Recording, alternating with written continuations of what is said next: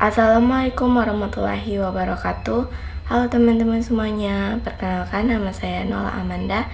Saya berasal dari kelas A1 Pendidikan Matematika dengan NPM A1C024060 dengan dosen pengampu Dr. Muhammad Kristiawan SPDI MPD.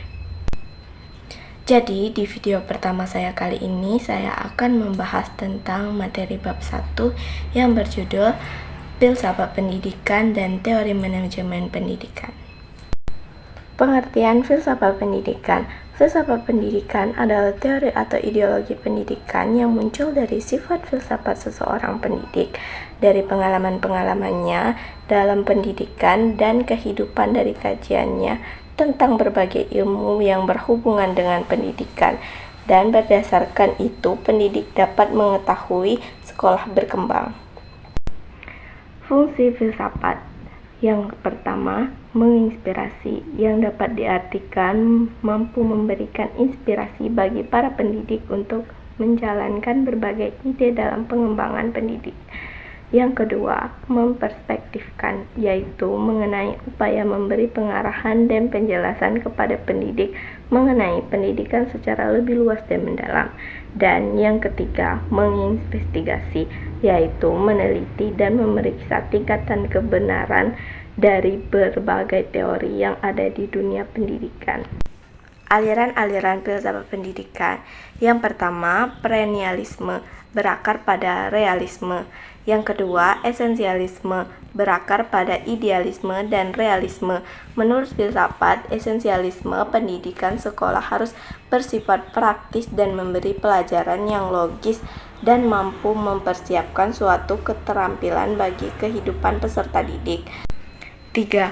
Progresivisme, berasal dari kata progresif yang berarti bergerak maju. 4. Rekonstruksionisme. Aliran rekonstruksionisme merupakan suatu aliran yang berusaha membuat tata susunan yang lama dengan membuat tata susunan kehidupan berkebudayaan yang lebih modern.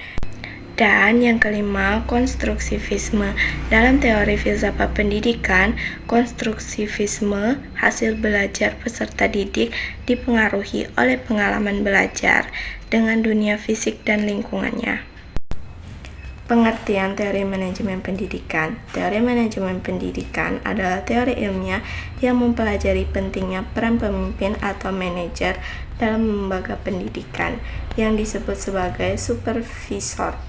Teori klasik manajemen pendidikan menjelaskan tentang pemanfaatan dan pengangkatan personil pendidik serta tanggung jawab para pelaku pendidikan.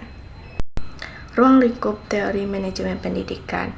Perancangan program sekolah, pelaksanaan program sekolah, kepemimpinan, pengawasan atau evaluasi.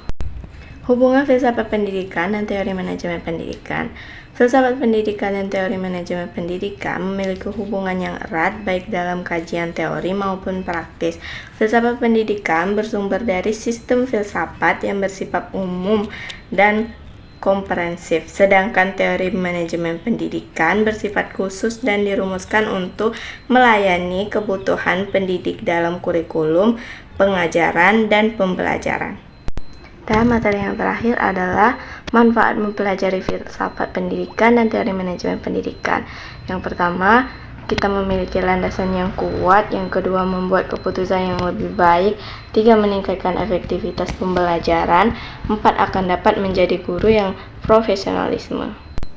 Nah, jadi itulah tadi pembahasan tentang materi filsafat pendidikan dan teori manajemen pendidikan. Sekian dari saya. Wassalamualaikum warahmatullahi wabarakatuh. Bye.